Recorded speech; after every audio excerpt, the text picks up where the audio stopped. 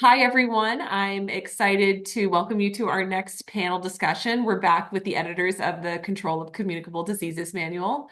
Today, we are going to be talking a bit about disease surveillance. Recently, we have seen the importance of the ability to detect, track, and record diseases, and it's been an imperative and a challenge. And so today, we're going to talk a bit about the future of disease surveillance and what that's going to look like in the US as well as globally. Let's go ahead and dive in. I'd first like to start with a foundational question for the group, and that is, why is disease surveillance so important both in the US and globally to infectious disease outbreaks?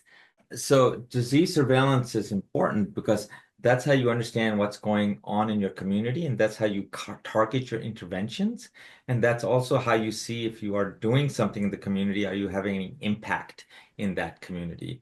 So without disease surveillance, I would say the analogy is you're driving blind. You have no idea what's in front of you, and you're just out there going along in your way. I like Dr. Khan's analogy of driving blind. I often say surveillance is the eyes of the epidemiologist. So you just, as Dean Khan said, you just don't know what's happening in the community. Keeping with the car analogy, I think disease surveillance is exactly like having headlights. And so when you don't have that you are indeed driving blind. I think the important part is the structure that goes into building the car that has those headlights is built on a foundation that is 40, 50, sometimes even 100 years old of public health surveillance. The headlights are simply what the public sees, but there's a huge structure around that. And that's why it's important to keep that intact, which is why I think we're having that conversation today. I'd like to focus a little bit on current outbreaks and what we can learn from some of these current outbreaks. Kathy, do you have any thoughts on what we can learn from things like the measles outbreak, for example, and what some of the challenges have been with disease surveillance in that area? Yes, certainly. There have been a lot of challenges. One is simply funding. As we know, public health funding has probably never been optimal. It has decreased over the past 20 years with some blips like during COVID. But in today's environment, we're seeing big decreases.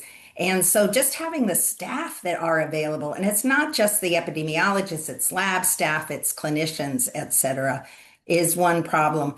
Measles also is an interesting one because of the longer incubation period. So if we're going to do, for example, contact tracing, it's difficult to know who may have been exposed because of that time lag and because of the fact that measles is so infectious and stays in the air for, we think, 2 hours. So you don't even have to come in contact with the person who may be transmitting the virus to you. You could be at the grocery store and someone was there in the period where they didn't know they had measles but could spread the virus and you could have been exposed. So there's a lot of challenges with that. There's also concern about getting tested, and this isn't just measles, but we have in Texas a number of undocumented persons, and they are reluctant to go to governmental, and public health is usually governmental, at least when we're talking about surveillance.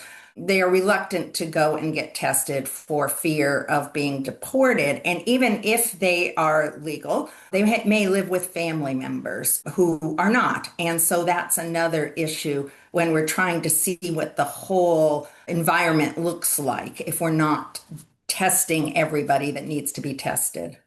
Ali, do you have any thoughts about measles or any other outbreaks that you think would be good to touch upon?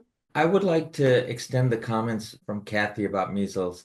I think what measles proves, as we've seen again and again, is that disinformation can have deadly consequences, right? People have been told that the measles vaccine is dangerous, that it leads to improved immunity against other diseases, that measles itself is not that bad of a disease, that the vaccine can cause autism, and all of this disinformation has led to people who are not getting vaccinated, who otherwise would have gotten vaccinated if they recognized how well this protects their children. And we're seeing the consequence play out in the United States. For the first time in 25 years, we've had 3 deaths in over 100 days, right, of a complete vaccine preventable disease. And so it's important to continue to remind people measles is a deadly virus, especially for young children, and that the vaccine is very safe and effective, 97% effective with 2 doses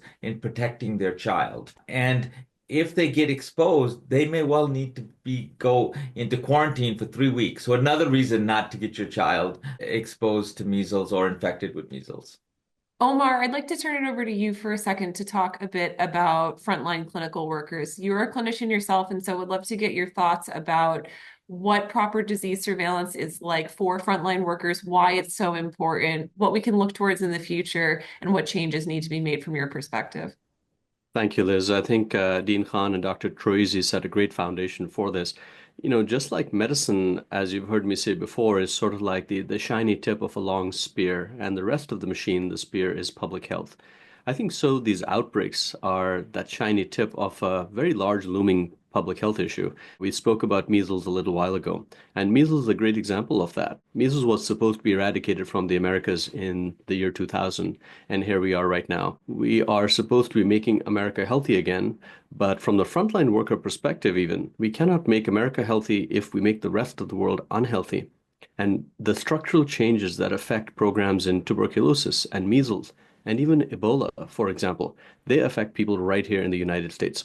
As you know, I have the dual role of helping run a health system as well as, I still practice clinically as well. I worry that the next fever of unknown origin that I see could be a potential issue from abroad that our surveillance systems would have detected if they were not dismantled.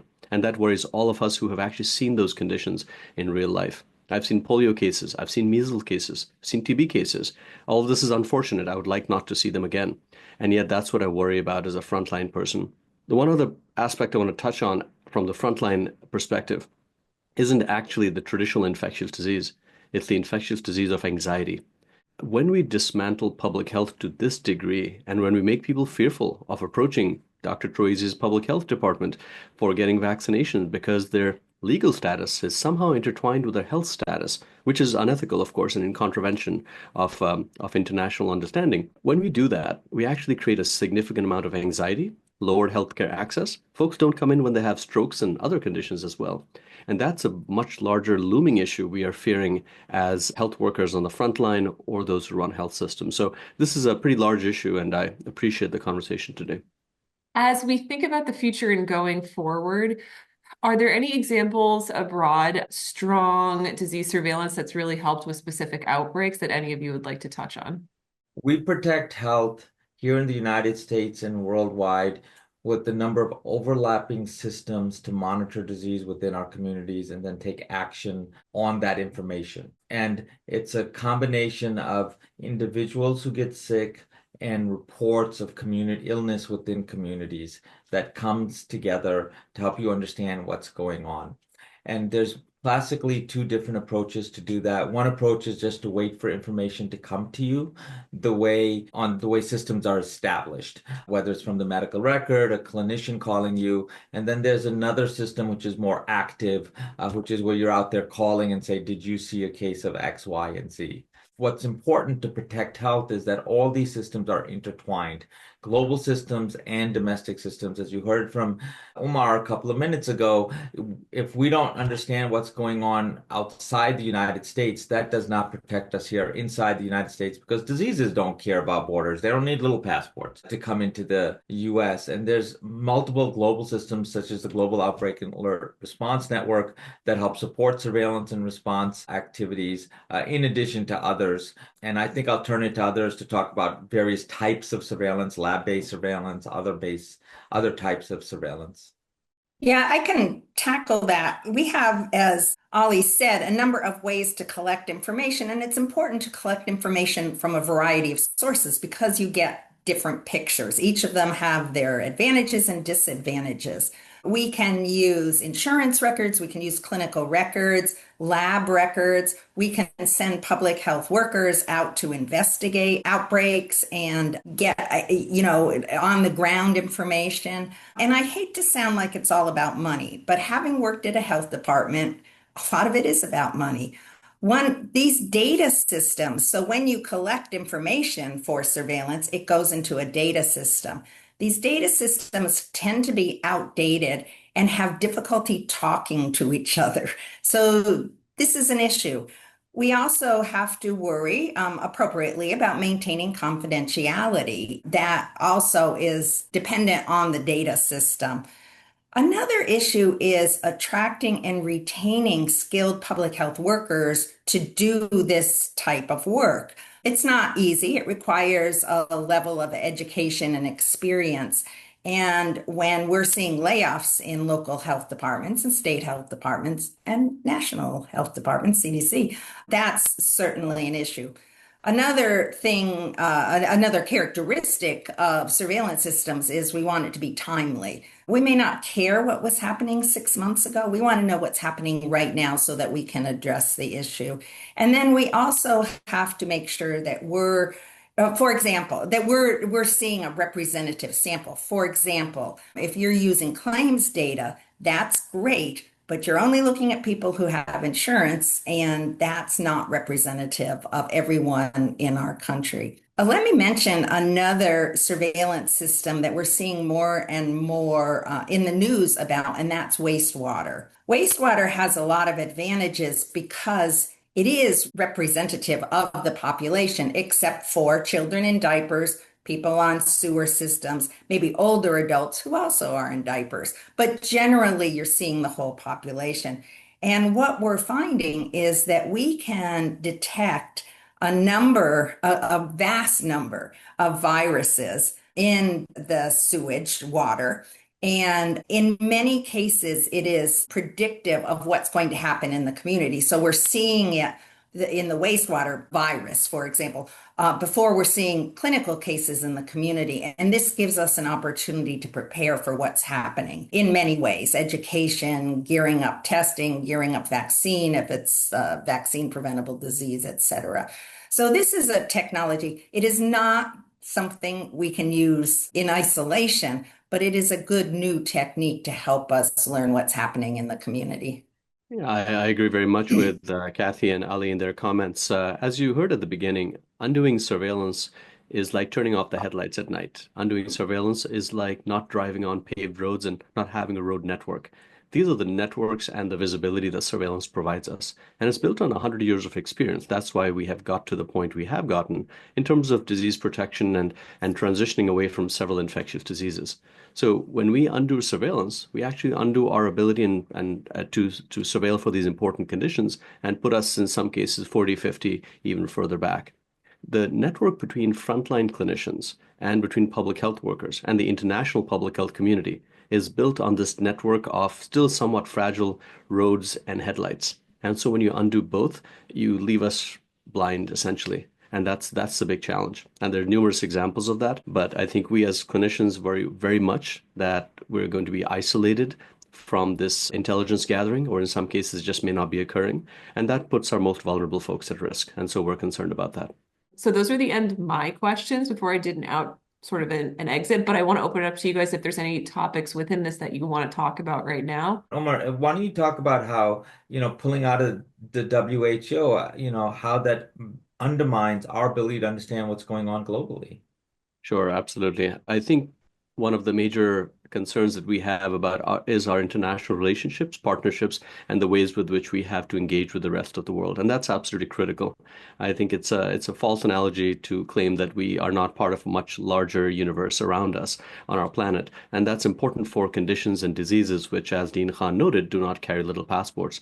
I think by us pulling out of the WHO and by us defunding USAID and by us removing the networked process, we are at grave risk for not hearing what is happening on the ground elsewhere. Because what's happening on the ground elsewhere will be here in less time than it takes any one of us to travel internationally and back. All of us have traveled, in fact, away from our areas in the last probably week or two. And if we're not careful, all of those are opportunities to bring back the microbial threats that we have spent 50 years, our lifetimes, eradicating.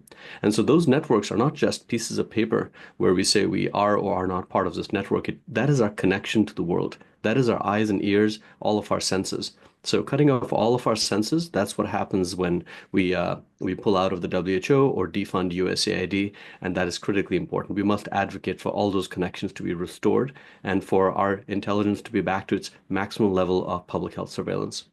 Yeah, and that was wonderfully said, Omar. I would just emphasize it's not just diseases we already know about, it's emerging infections that are picked up by these surveillance systems. And as we saw with COVID, are around the world in basically no time at all. I think the only thing to add potentially would be around surveillance. The surveillance cuts are on the one side as well. But what some folks don't recognize is we have solutions to a lot of these conditions as well.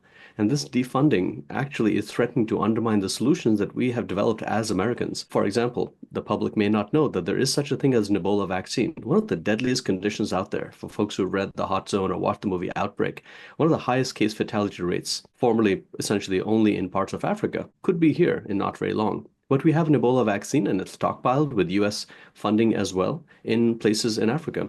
That stockpile is now threatened, and folks will not be either detected for Ebola, outbreaks will not be responded to, and that vaccine will not be administered under the current situation.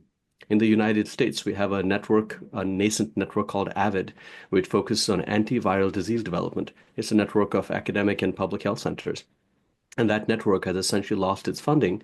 And this is a group of Americans that are developing cures for diseases that affect Americans, like infectious diseases and others. And that is being dismantled as well. So this is not just an international approach, it's national, it's local, it affects our patients tomorrow. So it's critical that we recognize it, it's critical we educate our public, and critical that we restore it as soon as possible. Yeah, I would just add to that. Certainly, that's unfortunately all true, but the lack of surveillance also affects areas that you might not immediately think about. For example, influenza. We use surveillance systems to see what strains are circulating in the southern continents so that we can prepare more effective vaccines for when we see influenza. And without that surveillance going on, we're blind again, driving blind because we don't know what to put in our new influenza vaccines each year.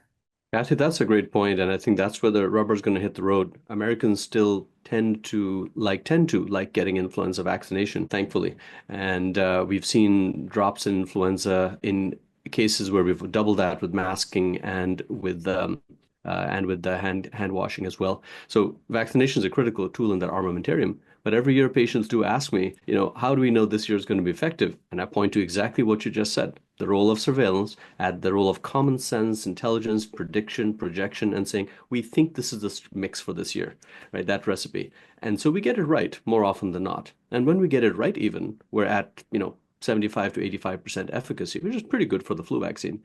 I worry that without that, we may not have the right flu vaccine to give. And without that, we could be doubling or tripling flu rates, which is very concerning. And the same goes for COVID. Luckily, we haven't seen a lot of changes recently, but the virus could mutate again, and we won't know how to develop more effective vaccines because we won't know what strains are out there. I'd like to extend the surveillance conversation to include vaccine safety, because that's also part of monitoring within our communities what's going on. And because of parental concerns in the 1980s, early 1980s, associated with these rare neurologic events with a certain type of whooping cough vaccine, we completely overhauled our detection systems in the United States. So we started a vaccine injury prevention program in the US. We had a mandatory reporting program, which is called VAERS, which is where people report to CDC and FDA their side effects. And then in the early 1990s, we started this very large data system called the Vaccine Safety Data Link that took data from large health systems, put it together, and then examined that for risks of adverse events from vaccines. So that's in place now for over 30 years and has been very helpful. Helped us recognize some rare events from an early rotavirus, a diarrheal vaccine, helped us recognize the myocarditis from COVID vaccine, helped us realize that there was some increased fever with kids who got the MMR vaccine that was combined with varicella compared to the one that was just with MMR. So again, our surveillance systems are not just for diseases, they're also, in this case, for adverse events with treatments that we may propose and preventive measures within our communities.